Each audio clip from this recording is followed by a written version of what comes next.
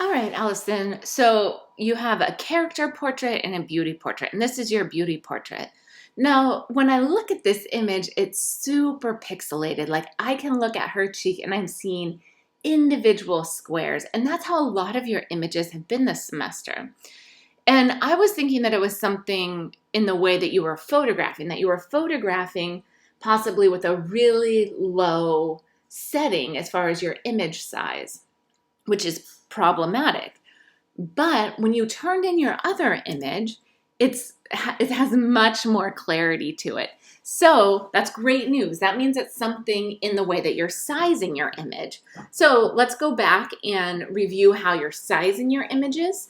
If you go to your assignment, let's see here. If you go to your assignment and you click on the description, you click here, this will give you a video on image resizing. And I want you to re-watch this on how to size your image to make sure that you're not doing anything wrong.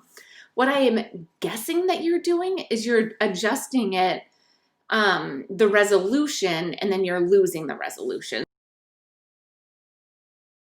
And then we can see that again here, that this second image is a much better image. The image that you resubmitted unsized is a way less pixelated image, and there's some clarity here that's for sure missing when it's sized. And I even resized your image. I put it in Photoshop and resized it. And when I resized it, it's just a small file, and I'm not sure why yours is falling off and other students are not. Like I cannot explain that. But I want to see all of your images from here on out just submitted as you turned this in. You could please rename it, but turn in the larger size so that I can see the detail and we're not getting the pixelation. In addition to that, I want you to go back and submit your old images at the larger size so we have that on file. And then most of those were deducted 20% for the pixelation. So by correcting this and resubmitting those, I'll give you an updated grade. I'll give you back that 20%. And you can submit those in my instructor's office. So turn in these images at 6,000 by 4,000. We don't know why, but for some reason, that's what needs to be done in order to see the right pixel resolution. Yeah, so please do that. Okay, let's go back to that image. So here we have your image that's not pixelated. And this is your beauty portrait. So what's working for this image is the lighting, that you have moved your subject into this soft lighting situation. As we look at your next image, we know that it's a bright, sunny day out, and you've moved your subject to a location that has better light, that has softer light, that's fully illuminating her and creating some depth on her face.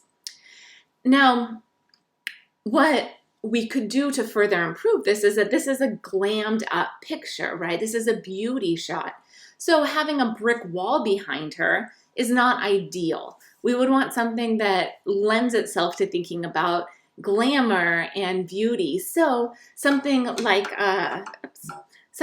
a seamless, or if you don't have a seamless, like getting a sheet and ironing it, and then pulling your subject away like 5 to 10 feet from that would work as a backdrop in order to make this more about beauty. Now, in your second image, we have your subject in front of the house. Again, you've chosen a place where there's better light. We see this harsh light back here, and I know in the past we've seen you utilize that light, but moving away from that and putting her in the shade was smart.